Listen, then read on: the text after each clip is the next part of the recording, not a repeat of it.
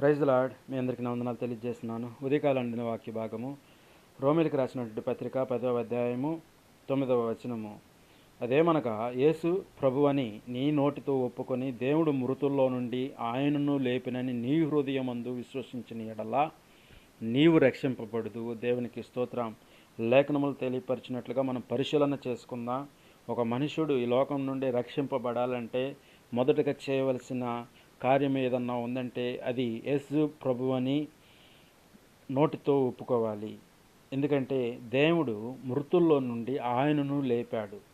అందుకే మన హృదయమందు ఆయనను దేవుడని విశ్వసించిన ఎడల మనుషుడు ఖచ్చితంగా రక్షింపబడతారని తెలియపరుస్తున్నవి. ఒకవేళ మనం అంగీకరించినా అంగీకరించకపోయినా క్రీస్తు వారే సర్వమానవాళికి ప్రభు. ఆయనే దేవుడు.